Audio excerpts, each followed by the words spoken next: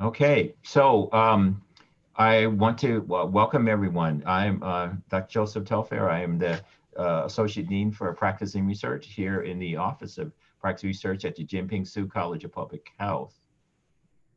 And so I want to welcome you to our long series of DYAD presentations. Today, we are extremely fortunate to have our distinguished professor, Dr. Joanne Chopak-Foss, Associate Professor in the Department of Health Policy and Community Health, and her mentee and also phenomenal young person, Ms. Kim Harris, who has worked with her. Their focus is on maternal and child health. I will let them carry out more of a presentation for you in terms of any additional background they want to share. I know they have a tight fit with their presentation, so I will not take too long. But I want to remind you at the very beginning that if you have questions, please feel free to add your questions to the chat, and then we will work with Dr. Chopak-Foss and Ms. Harris to address those questions. So again, I may be sending out to you a reminder during the presentation to do that. We have muted everyone for the moment, so we will unmute you as the time comes along. Again, we want to thank you for your attendance, and without further ado, I will turn it over to Dr. Chopak-Foss and Ms. Kim Harris. The floor is yours. Thank you so much, Dr. Telfair. We'd like to share that we're very excited to be taking part in the DYAD series, and a shout out to you for building this series, and to Janet Chongo for all of her help. The title of our presentation is Perinatal Pivots and Promising Directions, Building a Successful Mentoring Partnership Around Maternal and Child Health Issues. Kim? Absolutely. So as we were thinking about how to characterize our mentorship, these themes of, the main theme of the perinatal period, so pregnancy and postpartum, was a unifying factor for us, but then themes of pivoting and taking advantage of promising opportunities or promising directions just seemed like a helpful way to think about how to talk about our mentorship relationship. And we've had a really nice mix of academic type pursuits and more applied or practice type pursuits. So just a really helpful way of organizing our thoughts about how to describe our mentorship journey. And we're definitely honored to be in the company of those who have laid the groundwork for these sessions, and happy to be here. So in terms of talking about our mentorship, it feels helpful to go back to the very beginning and how our individual backgrounds really set a foundation for a very enriching mentorship. I knew I had been in the community for a little while when I had decided that a public health master's was going to be an excellent fit for my interests. I knew about the program and I knew some of the faculty and students, and just knew it was going to be a good fit generally. But when it came to finding a mentor, I was really excited to work with someone with who my interests would plug into theirs, and really centering around maternity and that focus. I'm not sure if I knew conceptually what maternal and child health all entailed, but I definitely learned. And so when I was looking at potential mentors, I was really intrigued by Dr. Chopak-Foss's background, particularly around breastfeeding and health literacy. I knew that my particular experiences pertaining to doula practice and perinatal mental health were going to be a good dovetail in those regards. So I was just really excited to reach out, and sure enough, she had me come in one day. We talked, she answered all my questions that I had regarding her background, and it kind of spurred even more questions. She followed up with literature on breastfeeding and theory of planned behavior, and it just got me even more excited about the possibility of working with her. And so sure enough, it's set a good foundation for us. So before we knew it, there were many aspects of maternal and child health issues that we have in common. Maternal and child health is a broad scope of topics surrounding the health of both mother as well as children at all phases or all aspects of life. It uses the life course theory from birth to death to look at all of the interactions of early experiences and how they affect outcomes. Yes, so ways in which our particular, sorry, I thought I was getting particular interests overlapped, or the way they complement one another. So one offshoot where my interest in the doula practice with the emphasis on prenatal preparation and education, and that would plug in with breastfeeding for sure. I also had another offshoot in the perinatal mental health. Dr. Chopak-Foss really expanded my awareness of breastfeeding in terms of getting at more provider attitudes and knowledge around breastfeeding. And I'll pass the torch to Dr. Chopak-Foss. And so in addition to that, so you can see all the different connections, one thing became evident. We began to hear rumblings actually among students, Kim's cohort in community health, and among some of our doctoral students asking questions. It actually prompted several emails from fellow faculty asking about maternal and child health, and what can we, many students have expressed interest, and so it really became apparent that we needed to consider looking into how we could expand the footprint of MCH education in the college. So before we go further into more detail about our collaboration, I want to first talk just briefly on my philosophy about mentoring. And I really started to take a step back and look at and think about who I had been mentored by and the type of mentor that I strive to be. So I went back to Webster and looked at the definition for defining a mentor, and it's very simple. It's an experienced and trusted advisor. And mentorship, described by Webster, is a relationship typically in which a more experienced or more knowledgeable person helps to guide a less experienced or less knowledgeable person. Well, my philosophy on mentoring is a little bit different insofar as it mirrors for me the philosophy that I use in teaching. I learn as much from my students or mentees as they hopefully learn from me. This has been my guiding practice in the years that I've been in higher education. I look at it as a two-way street. And so I believe wholeheartedly that the best mentorship relationship is the recognition that mentor can learn from a mentee. And I think this has been very true of my experience with many of my GAs, but in particular with Kim most recently because of our just complete shared interest in maternal and child health. So a little bit about the mentoring experience, since that's really the crux of these dyads, is just talking about how they work. And not to paint a broad, rosy picture, they are great. But of course, there's always challenges or just things that kind of people think about during the course of a mentorship experience.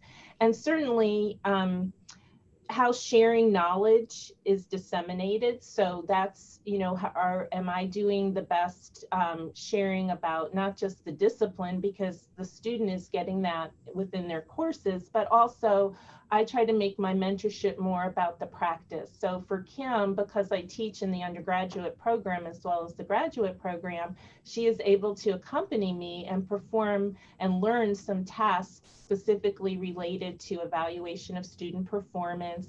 I consult her about any activities that I'm doing in class. I ask for her feedback after class, at least we did. We're obviously have adjusted in our split class environment, but and take what her perception is of how it went, how she thought the students responded, and make adjustments that way. So in addition to the research skills and the research collaboration has been a lot about practice.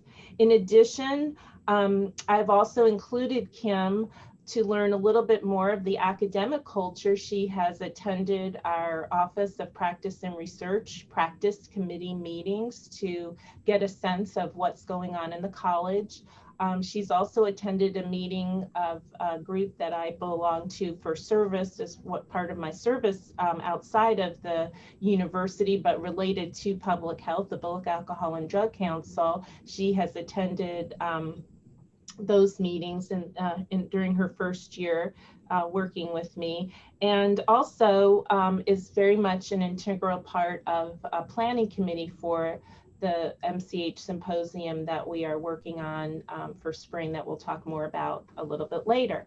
Part of the challenges are really not just the sharing, but the challenges are managing your expectation as a mentor.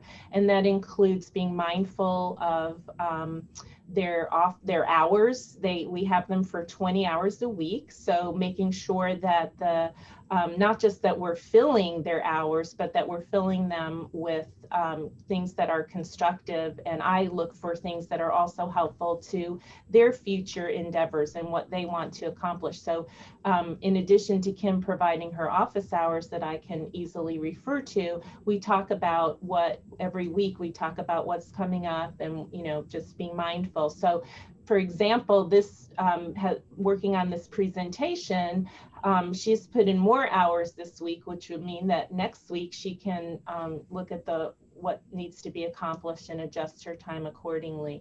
And so just being mindful that our graduate students are not just working for us, they're taking classes, they have family obligations and so forth. That's my approach to mentoring.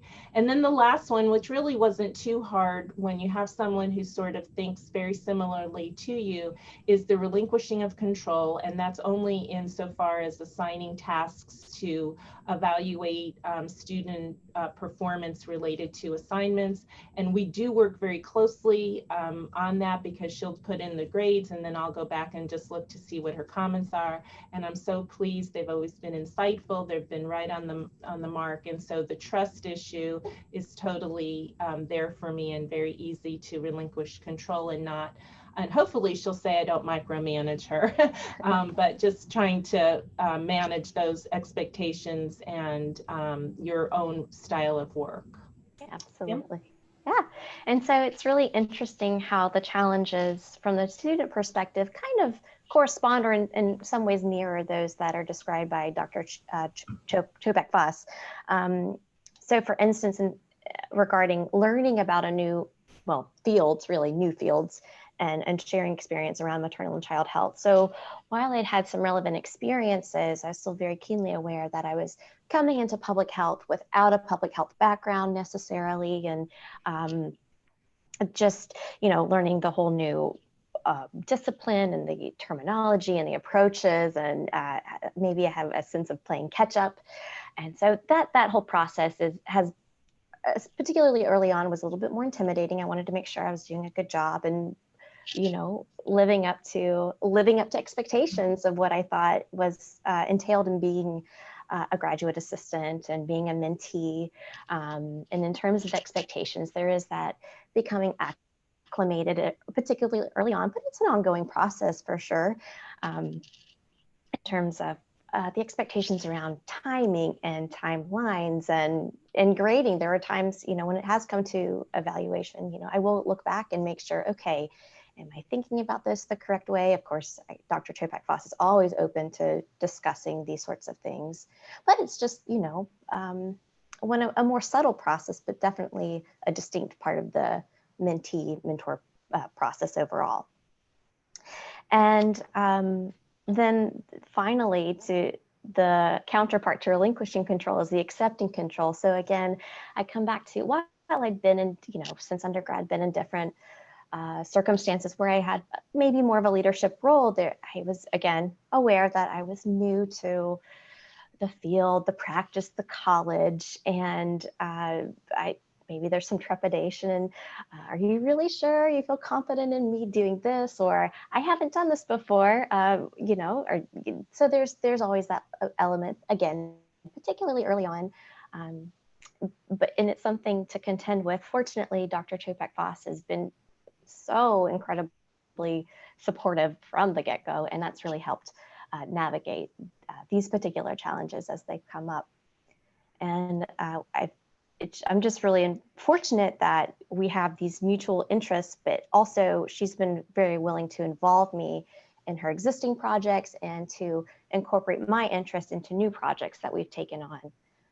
So that's been a really gratifying part of the experience. So in terms of the projects that have grown out of our mentorship, we wanted to provide kind of a quick overview. Some will go into more depth as we go along, but just to kind of in a nutshell, again, we've touched on ways in which our own interests have informed what we've done together. So particularly my background interest in perinatal mental health went on to inform some of our work and some of our future aspirations. One big piece of it has been the paper, the ETAF paper we co-wrote with Janet Chungo around perinatal mental health. There's also been Dr. Chopak's background in improving breastfeeding among rural and low-income settings, and that's been a driver for future work around provider attitudes and knowledge that we want to take on.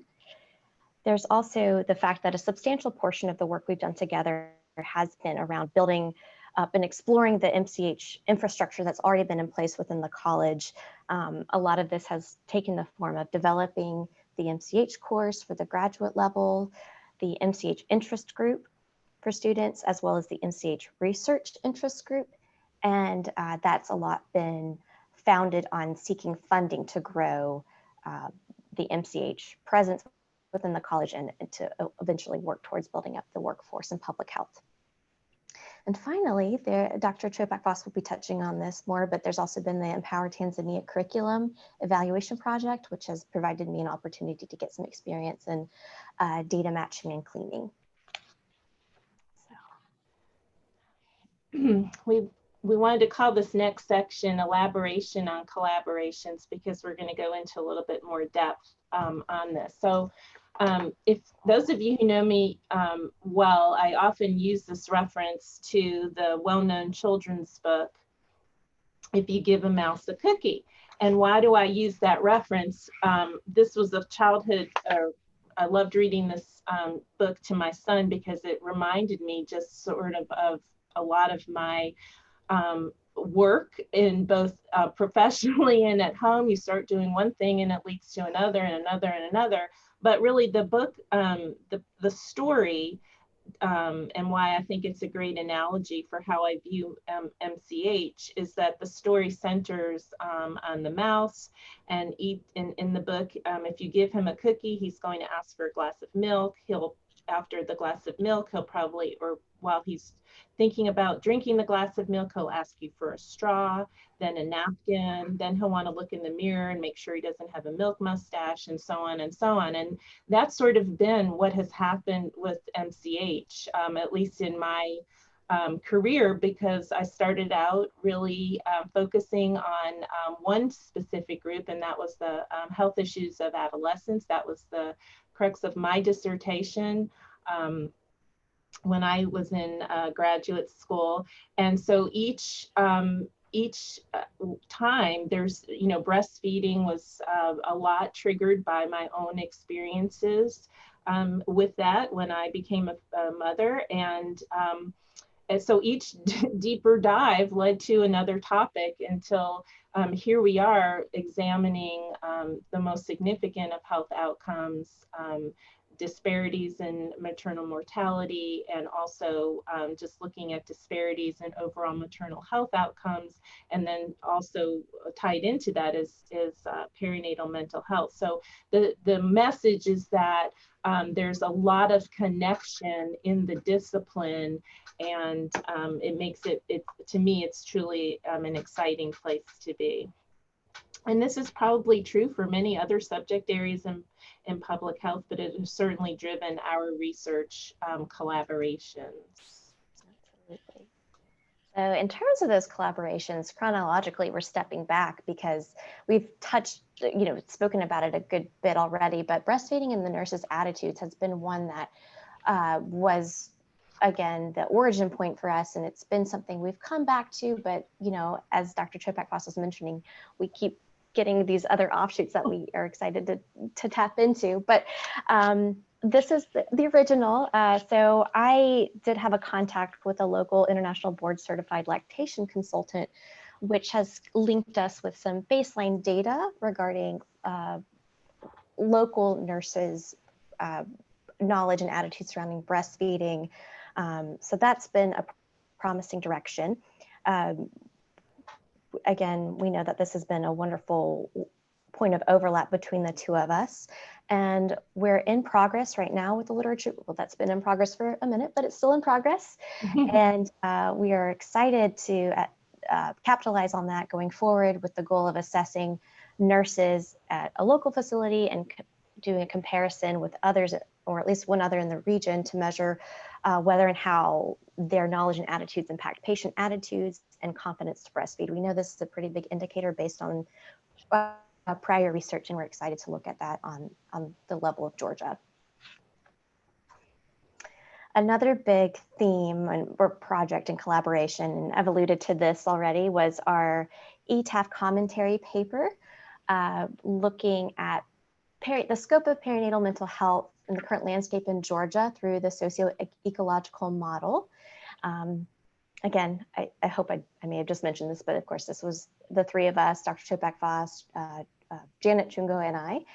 And of course, as we know, it's the we were using this as a way to look at the relationship of each level of the model and how it relates to the current, again, landscape of perinatal mental health in the state. Just as quick pointers, you know, we would point to the fact that on the policy side of things, there have been calls nationally and even in the state to increase efforts on data indicator tracking around perinatal mood and anxiety disorders, increased screenings. There's been funding appropriation to increase efforts in the state. So those are promising directions. A gap, you know, skipping down to the organizational level, is the call for increased coordination between providers who identify, refer, and treat. This is a gap nationally, but particularly in our state. I think it's a gap in a lot of realms of mental health, but especially in the perinatal period. And we know that all these different levels inform the individual and kind of vice versa. So at the root of it will be, you know, assessing attitudes and all these beliefs, personal status within society that affect, maybe precipitate an experience or a complication with perinatal mental health. And a lot of it will too be looking at how stigma obviously plays a role in these experiences and what can be done to combat that. So the first two projects that Kim described were actually the last one was our first project together, and then she brought in with her because of her connection with our lactation consultant at the hospital, some of that information. But an ongoing project that Kim was able to join was a project that I've been working on since 2018, and that is with a nonprofit organization called Empower Tanzania.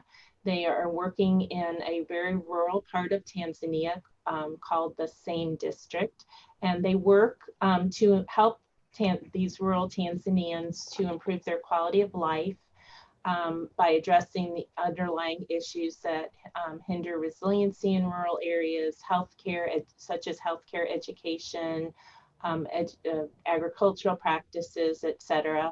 As you can see, just an NGO, they rely on the kindness of donations because they're a nonprofit, but they do have some paid staff, including many of the members of the community. And this is really just a quick plug for this group, is they have worked with the local leaders, including clergy, and have really made significant advancements in what this project was based on. So the project that I'm working on, or that I began, was an evaluation of the effectiveness of a sexuality education program, an actual curriculum that was being implemented in the school among the students in this single school district. And because the education system is so very different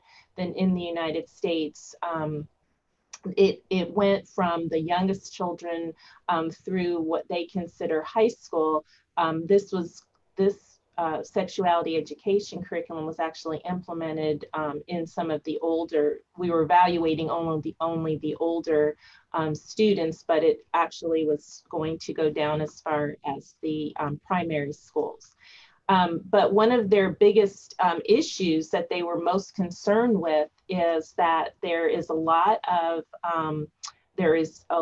compared for this particular area of sexual assault of young girls walking home from school, which has led to an increase of STDs and also unplanned pregnancy during adolescence. So it's kind of interesting that, you know, we have many of the same issues here, not hopefully based on sexual assault because of the rural nature of kids walking home from school, but certainly a concern. So working with the clergy, working with all of the local leaders, they have developed with their team a reproductive health and relationship curriculum.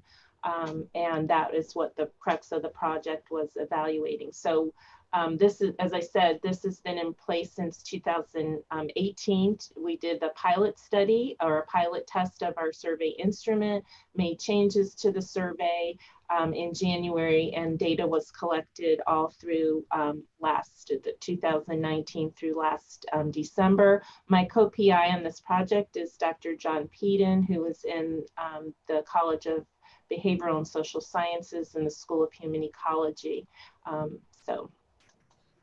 And our one glitch, we have started our paper, the beginning processes of it, but we had to delay our data analysis due to missing cases in the data entry, and had to go back and do that, plus the pandemic with contact, et cetera.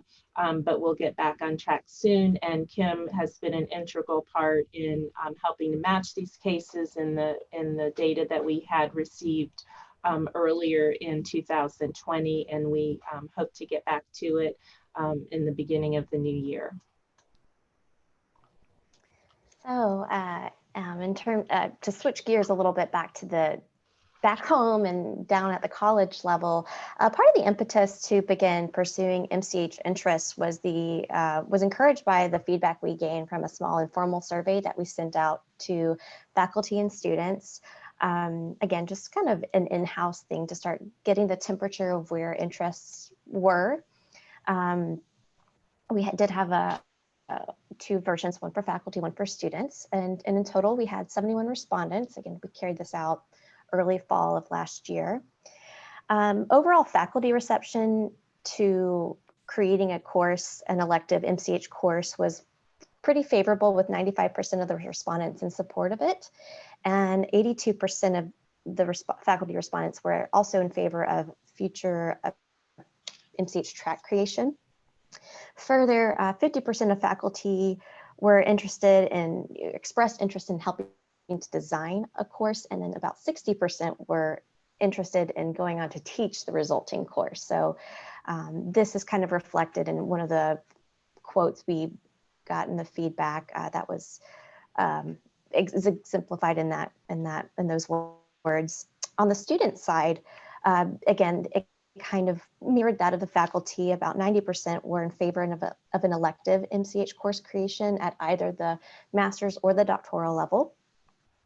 Of MPH level students who responded, 96 were in favor of an elective course, and then 63 were in favor of a future degree offering, such as a concentration in MCH. And so, and you can see that's kind of, well, to actually say this, the combined overall feedback was that there's this affirming sense that MCH coursework would have a place in the college and would actually serve as an incentive for future student recruitment, and would certainly lead to enriching future practice among the students who graduated. And as a convenient segue, 88% of the student respondents were also expressed interest in participating in or supporting a college-wide MCH interest group. And so thankfully, that's one thing that didn't come out of that survey for sure. It's modeled after other interest groups that are present around the country.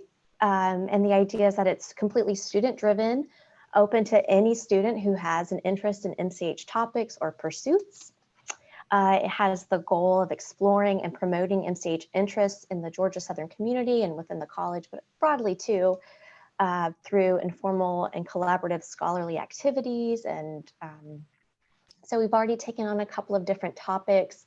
Of course, more maternal mortality. Again, we get these ideas. We try to get as much feedback about what current students are interested in, and some we haven't quite gotten to yet. We have plans to do so, but some that we have been able to get to are maternal mortality, youth mental health, intimate partner violence.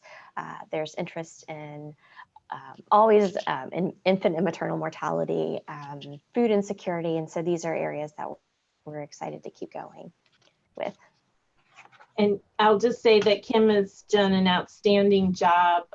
She created all of these, the flyers with our own Miss Harvey, who's been so helpful in helping us get the word out on social media as well. And I'm really proud and so excited for that we have this group now in the college.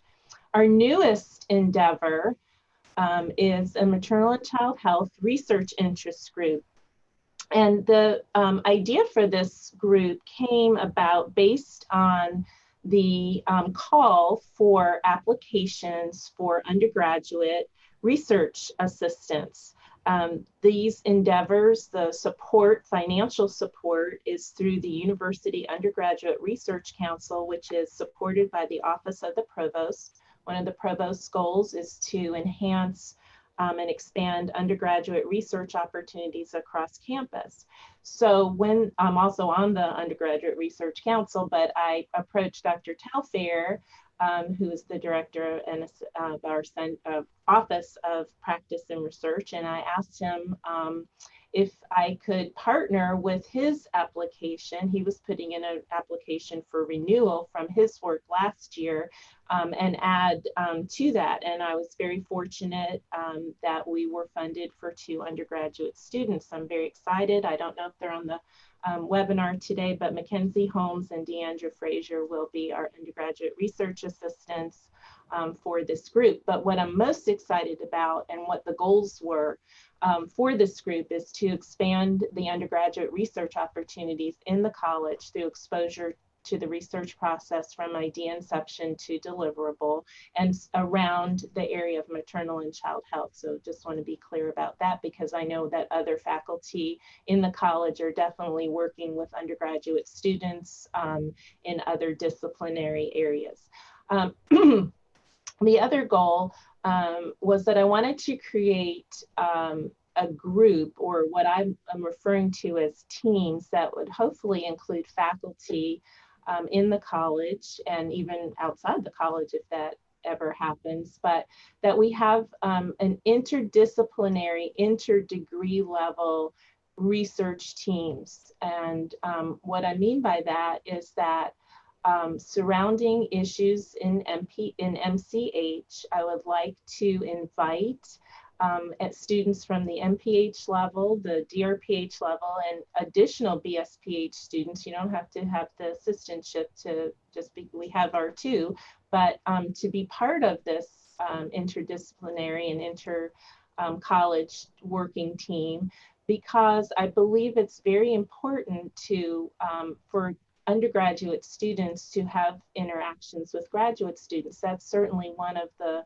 ways in which we spark interest in continuing education.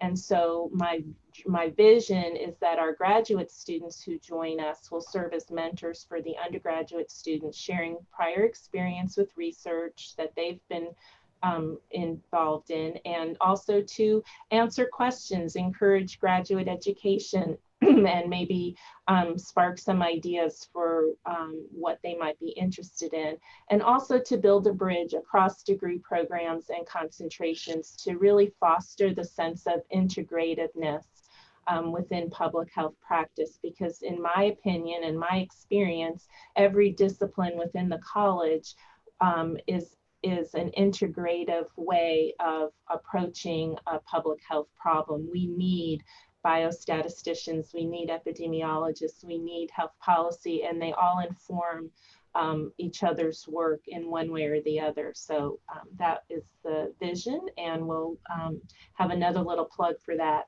at the end of the presentation. So moving on to our promising directions, which involves trying to fund the work that we are interested in doing. Last fall, we came across a call for an HRSA Catalyst grant, and it had two different tiers. The first tier was to develop a Foundations of MCH class, and the second was to develop a concentration. Well, seeing as we didn't even have a class, we were going to go for tier 1. But due to some of the timing of the call and when the application was due, we just couldn't get all of our ducks in a row. However, we did proceed with the creation of our very first Foundations of MCH class that was launched this fall. We have 5 students. We have 3 MPH from community health and 2 doctoral students, 1 from community health and 1 from epidemiology. So I hope those of you who will be with us next fall will consider registering and using it as an elective class in your respective programs. And it's open to, yes, I'm in health policy and community health, but the idea is, again, Foundations of MCH is the first course, even if you have other MCH courses in specific areas such as policy or epidemiology and so forth. So what we found is what became our pivotal moment was this fall thinking, well, we'll just wait for the call for this year to go back to our Catalyst grant. And this was all part of, again, why we wanted to build an infrastructure to demonstrate that we are on the road to hopefully creating something great for the college. And we found out that, in fact, we need to look a little bit more closely because the Catalyst grant was not being offered this year, which makes perfect sense because it is a 5-year grant and the next offering will be in another 4 years. So what to do in the meantime? We came across another grant called the LEAP grant. It's a little bit different focus. It's focusing on the attracting and promoting the development of a diverse and representative public health and healthcare workforce. And the idea is to recruit undergraduate students from underserved and underrepresented backgrounds to a variety of health majors, including public health, with the goal, the ultimate goal, that they will enter the public health and MCH workforce, and then certainly increase the diversity. And of course, these both line up with the college's pillars and strategic plans, as well as the university. So we hope that we are, we're going for it. We hope that we're successful, as most people say when they submit a grant. So in lessons learned, there are always many, but there are some that stick out, and I'm sure several on the call can relate to some of these. Of course, in terms of, when I'm thinking about the Maternal and Child Health Interest Group, we had planned to offer a 3rd meeting at the end of the spring, but like many of us had not quite gotten our video call wherewithal in order just yet. So that was one factor, but we've taken that, like many people and groups have, and we're, changed the format for the current year and the way it's offered, and haven't really experienced any hitches in that regard. So have been able to pivot in that way. Of course, we see, I know, I'm sure doctoral students are feeling the pain of this right now, but in-person research is limited. So that has implications for the breastfeeding research we have hopes of carrying out. That's going to mean that maybe the ways we originally planned to collect the data, we're going to have to go back and figure out new ways of accessing that information, which we have confidence we can. It'll just take some careful planning. Of course, a big lesson learned for us was to make sure we're reading the guidelines closely, or reading in between the lines. That, as Dr. Chopak-Foss said, it made complete sense once we made that realization. We just needed to follow up on our due diligence in that regard. Happily, we've been able to make a another positive turn there. Mm-hmm. And then, of course, like everyone, just having patience, grace, flexibility in this ever-changing situation, which has been possible. So in terms of future MCH activities that we've got our eyes on, one that we keep coming back to again and again and again is just the theme of the perinatal mental health component. Janet's been just really, I mean, so many people have in the college, in my sphere, have these interests. And I know one thing that's been really interesting for both Dr. Chopak-Foss and I has been Janet's focus around maternal mortality in relation to self-harm. And so potentially looking at that for future research projects or project. And this, the second point could come in different formats, but whether it's through the interest, just the general interest group or the research interest group or whatever it might be, just increasing involvement and connection to community groups. That's something I would potentially be able to bring in with my experience with the state chapter of Postpartum Support International and the event around increasing perinatal mental health awareness through Climbing Out the Darkness.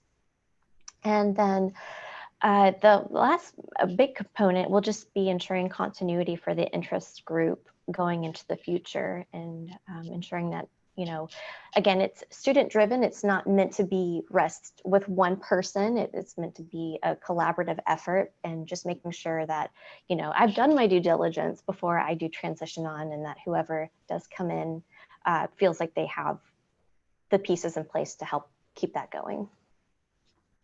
Great. Thank you. So some of our deliverables we've already talked about in bigger detail. One we haven't talked about, but again, collaboration with Dr. Telfair and with Janet is a book chapter in the 4th edition of a textbook that is used in foundational MCH courses, maternal and child health programs, problems and policy, which is slated for publication in early 2021. And continuing on with our other research projects that we've already described in terms of manuscripts in preparation.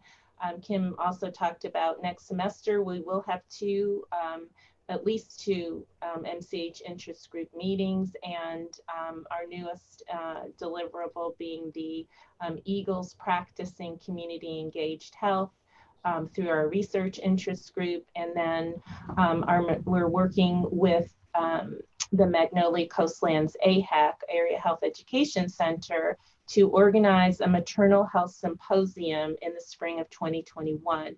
We don't know what that's going to look like exactly, whether it will be a hybrid type of symposium, but right now the focus is to a symposium geared toward providers. So hopefully that will also be more of a practice focus with respect to our continued work.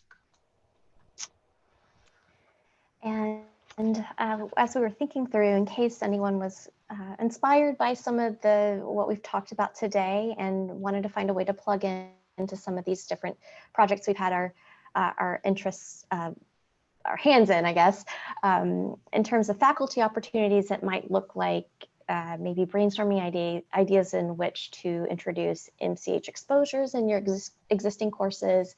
And perhaps this is an invitation to think about a future MCH-based class within your particular discipline that maybe you've thought about or are interested in pursuing. And for community partners, there's always the encouragement to work with the Office of Practice and Research to identify MCH practica and internship opportunities for students. I know there are a lot that I'm aware of. We're interested in translating what we've done in our current program into an MCH focus. So help with future students would be a really welcome opportunity. And then for students, the student side of things, keep your eye out for future interest group meetings. And this just as a plug, I said this, so this is not meant to be, I don't think at the current version of it, there's not strictly like a president, you know, there's no strict leadership. It's just meant to be of the student. So if you have an idea for a meeting, we definitely want to take an interest, but if you have interest in leading and designing a meeting, you know, definitely let us know. And then, of course, as Dr. Chopak-Foss mentioned, this Friday will be the first EPIC Maternal and Child Health Research Interest Team meeting. So definitely be sure to check that out if you can. And for more information, we've compiled a list of resources surrounding maternal and child health issues. The first three are actually advocacy-based groups. And I don't even remember how I came across them, but they're all fantastic. Mom Congress, as well as the Maternal Mental Health Leadership Alliance, have sponsored phenomenal webinars that I'm so happy I was able to use in our inaugural class, and will continue to follow the activities of these fantastic organizations. Absolutely. And one that many people on the call are probably aware of, but is just a wonderful resource in our state, is the Healthy Mothers, Healthy Babies Coalition of Georgia. They do so much in terms of advocacy and education and just direct delivery to parents in the state. The Women's Bureau is a resource we definitely came to appreciate increasingly across the semester, and working on the book chapter with Drs. Helfaer and Janet. And it's just a wonderful resource in, regarding policy and all these things that affect particularly women who are in the workforce. And there's also the MCH Navigator, which is just a wonderful place to start. Start or come back to, depending on where you are in the MCH trajectory. It's great for micro lessons, and then just, you know, expanding what you already have or are already practicing. So that's a great place to check out as well. And lastly is the Association of Maternal and Child Health Programs. Similar, it's an excellent resource page for best practices and other grant recipients of a variety of grants where you can get more information. They have a variety of toolkits and so forth. So we thank you so much for your attention today. And I think we still have about 10 minutes for questions. So. Okay, well, thank you both. And we want to give you definitely a hand for the excellent presentation. So to everyone, please feel free to unmute yourself and questions. And if you could just give us a heads up, you're going to ask a question, please go for that. And then we are going to reserve a couple minutes at the end to make a few announcements. So please, first question.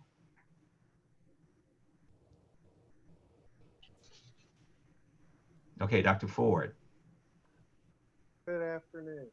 Kim, thank you very much. Dr. Chopak-Foss, thank you. This is excellent.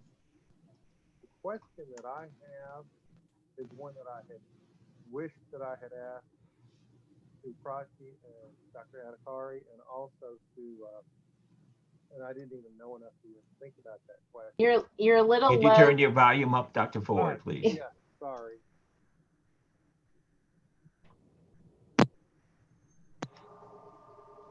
Can you hear me? Yes. Okay, let's try it like that. Sorry about that. The headset sometimes works well and sometimes doesn't. But the question I have for you and all of the other mentor-mentees that we've had in DYAD for the last year and a half is, Dr. Chopak-Foss, you obviously have had mentors in the past, and now you are a mentor. So you've been like a 3-level thing. Have you shared or connected Kim with any of your mentors? I have not actually, because my most recent mentors are no longer at at the institution where I earned my PhD, but my degree is not actually, I do not have a DRPH. I have a PhD in health education, and my main primary mentor in graduate school is from the discipline of child and family development because of her work in adolescence. And so I have not, just hadn't been the opportunity. Do you see a value in doing, generally speaking, not necessarily particularly in this case, but generally speaking, do you see a value in doing that? That's a great question. And I think it would depend on what the value, as you said, just thinking about what the value would be. Now, here's one way that I would. I have been fortunate enough over the years to see other faculty mentors at different in-person conferences. And so had we been going to the SOFI meeting last year, I would have introduced in that way. It wouldn't have been maybe my direct mentor, but people within the profession with whom I'm connected and think very highly of would certainly want to connect Kim with those folks. So. Very good. Thank you very much. Before I forget, because we didn't mean to leave this off, but I want to acknowledge our other partner, although we don't have something completely together, Dr. Nandi Marshall, and it will be an integral part of our LEAP application. Did not mean to leave her out. She has done fantastic work paving the way also for looking at breastfeeding, improving breastfeeding in low-income women and women of color and with her connections in the Savannah area. And we are working on several different projects together, and certainly did not mean to leave her out. She's just not part of the mentee right now, but certainly part of our research process or research endeavors. So. Yeah, absolutely. I think a point that we wanted to get across, and hopefully we did, but if not, it bears just restating, is that there's been a great foundation for MCH, maternal and child health, already in the college with Dr. Telfair and all the other students I've talked to and Dr. Marshall and everyone. There's just been such a great foundation for it. So this has just been meant to be a way in which we talk about the ways we've wanted to contribute to that. So. And just to touch on Randy's question, this is something that didn't come up, but in terms of Dr. Chopak-Foss inviting me in and graciously bringing me in on projects she already had going on, she's also invited me into her, maybe not her mentors, but she's really brought me in on the SOFI level, and that's been a great new direction for me. And so there's definitely been the networking component that I've been able to benefit from as well. So with that, unfortunately, we are at the point where we just only have time for announcements. So again, we want to give phenomenal thank yous to Dr. Chopak-Foss and Ms. Kim Harris for the excellent presentation. And there's a lot of acknowledgement in the chat on that. Again, if you are interested and have additional questions, please feel free to reach out to both Ms. Harris and Dr. Chopak. Announcement-wise, we will be posting both the PowerPoint presentation for this dyad, as well as, once we clear permission, we have a recording from both Ms. Harris and Dr. Chopak-Foss. We will have those posted on our site. I want to acknowledge and bring your attention to our companion presentations that are led by Dr. Fung with his Bees seminar. They're an excellent series. If you get a chance, I would strongly suggest that you attend to those. And of course, bring you back to our site. We have a listing of all our presentations, both past and forthcoming, and we would encourage you to take advantage of going to the site and viewing those and or reviewing the presentations as they were in the PowerPoints. Look for future presentations. Last request is that if you have for both we have 3 different types, workshops, our DYAD faculty student mentor, as well as general seminars. If you have any ideas or recommendation for those, please reach out to us and we will do our best to go to our pool of professionals and students and make those happen. So again, thank you all for your attention to this DYAD today. And we look forward to your any follow-up and feedback that you might have. And we wish you have a phenomenal rest of the week. All right. Thank you again. Thanks, Bye. everyone. Thank you, everyone, for attending. Everyone.